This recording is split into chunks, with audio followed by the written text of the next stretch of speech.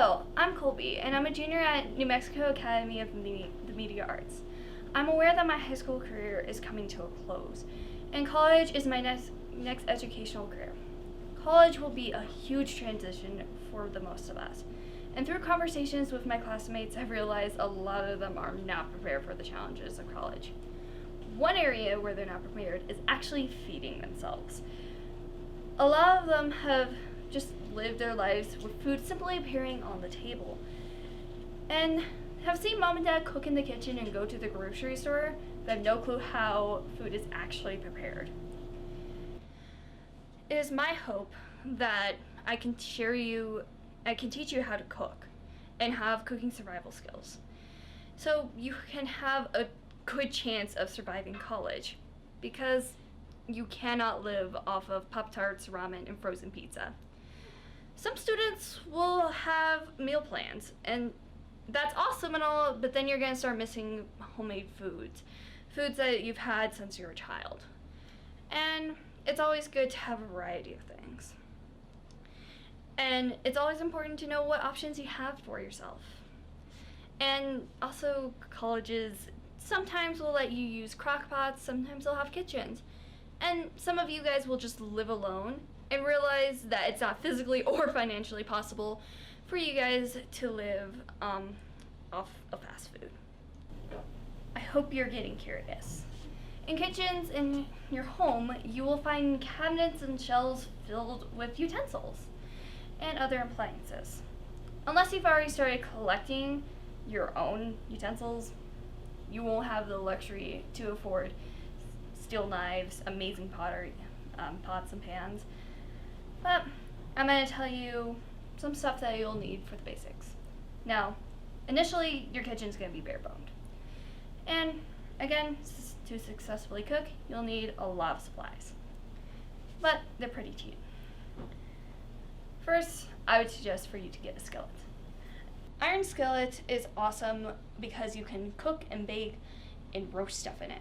Now, I would suggest to get a better iron skillet than this, something bigger and something that has a lid. You're going to need a decent saucepan. A good place to start for looking for utensils is at your own home. Ask your parents what they aren't using and they will never use so you can take to college. Garage sales and secondhand stores are also great. Just make sure you wash it before use. As your cooking skills improve, you'll also need oven-proof cookware. To make casseroles, you'll need serving bowls, like the ones I have here. And yes, you're going to need mixing bowls. This one's cool and has a lid, so that's fun. You'll also need a set of measuring spoons and measuring cups. Something like this could cost you $1 at Walmart. Now, I would suggest to get metal ones so things don't stick to it, but you gotta use what you have. Now, another thing you will need is a good set of oven mitts or pot holders. There are small utensils, just simple utensils you'll need. Wooden spoon is great to have on board all times. Cutting board's also amazing. And yes, you're going to need a vegetable peeler to cut up vegetables. You need to eat vegetables, no matter how much you hate them. Another set I would suggest you would get is something like this. This has probably every plastic utensil you'll need, except for a spatula like this. You're going to need one of these for today as well. Now, something very important to have, a knife. Now, ceramic knives are amazing because they are pretty inexpensive, can take a lot of abuse, and I mean, they're just great because they're cheap and great and fun and awesome. They're not fun, what am I saying? They're knives. And of course, you're going to need something like a kitchen towel to clean up. Of course, you're going to need to be organized. Being organized will make everything be much more enjoyable when it comes to cooking. You don't want to start cooking something and realize you don't have a stick of butter you need, or you don't have enough eggs. And that's why it's always good to have everything out and ready. A great place to start is eggs. Eggs have a long lifespan, they're delicious, you can make them into fajitas, you can make them into breakfast burritos, you can even just add Spanish rice to some scrambled eggs. And another thing is, they're inexpensive. You can they have a very long life shelf. And I mean, look, you get 12 eggs for about probably a couple bucks. Eggs are a great place to start. Now, when you buy a carton of eggs, you really don't know if they're going to be good.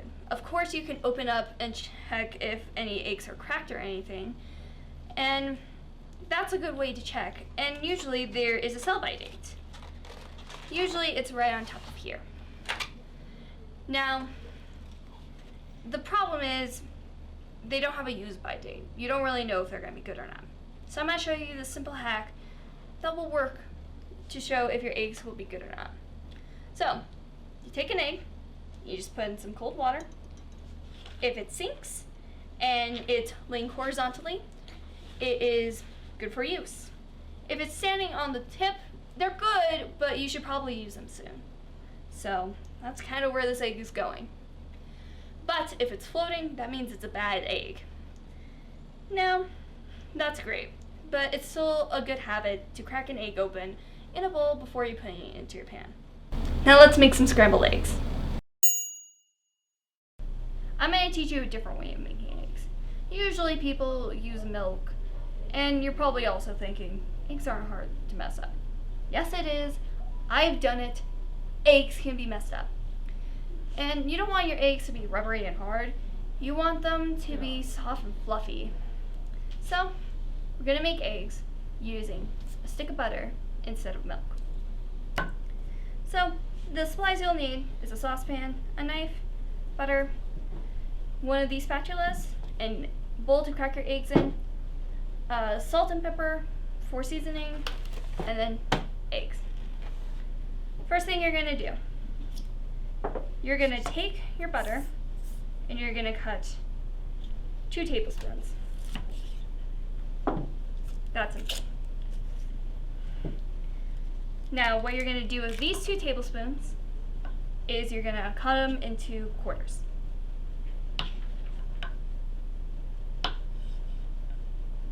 Oh, they're stuck.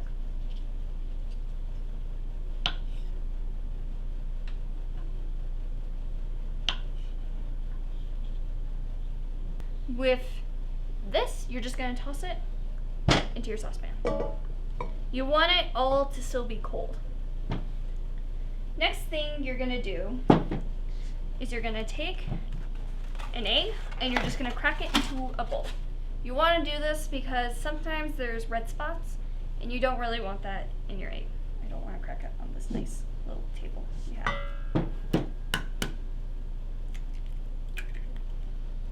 And you can see with this egg, it's perfectly good.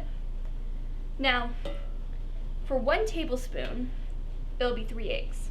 Since we're doing 2, we are gonna do 6 eggs.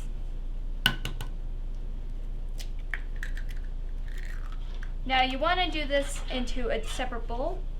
So, like I said, just in case there are red spots or if a shell gets in. Trust me, you don't want to eat an eggshell. They aren't pleasant. Since we're done cracking the eggs, I don't need this anymore. You should always be running a hot dishwater so you can just toss your bowls and dishes in and it'll soak up anything so it doesn't harden to the bowl or the plates or anything. So once you've done that, wash your hands because you don't want raw eggs on your hands, and then we'll move to the stove, and then we'll start cooking the actual eggs. So make sure your stove is cold before you start doing this. You're gonna turn it to medium high, which is about right there, which is between like the 8 and 5. And then you're gonna break the eggs and you're gonna start mixing. And you're gonna do this until the butter melts. So you wanna scrape the sides so you can just get all the egg, and it's always just good to scrape the sides, especially once this starts to form into actual scrambled eggs. So always remember that.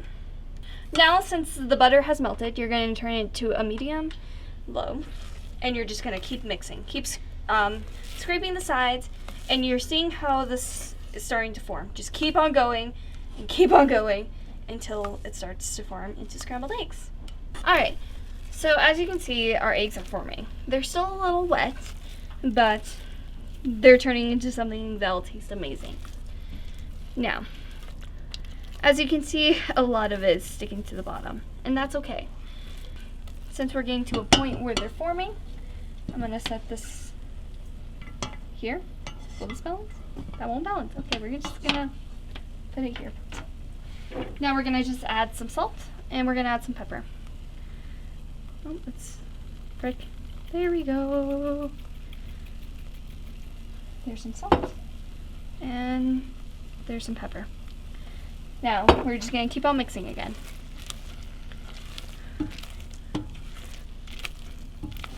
It's so squishy. Alright, so our eggs are fully formed.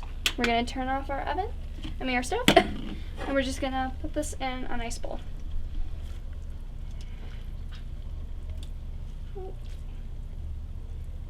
Now, you wanna get as much as possible, because this is gonna be your food for probably the whole day. But there you go. Perfectly good scrambled eggs. Let's get back to the table real quick. Alright. So we just made some amazing scrambled eggs. And now we're gonna quickly make a burrito. So you just start off simple tortilla. And we just put some eggs, and the hash browns I have are just hash brown patties. They're really simple to make. You cook them on a skillet, and you just let them turn to a nice gold color.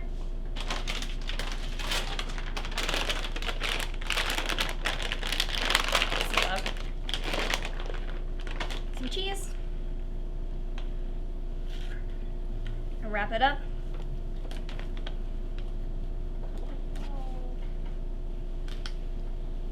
And we have a nice, wonderful breakfast burrito. And here's the awesome thing. You can get pre-made bacon at a lot of grocery stores. You can wrap these up, and then you can have them for lunches. And again, our scrambled eggs, you can add Spanish rice to them, you can add black beans to them, you can even add some vegetables. Remember, you gotta eat some vegetables. But yeah, there's a lot of things to do with scrambled eggs, and that's why we started off with it. They're easy, they're simple, and you can eat them for a week and be fine. But now, sadly, we have to say goodbye. I hope you learned something today, and I hope you had fun. My crew and I surely did have a lot of fun filming this episode. And remember, work hard and keep cooking. See you next time.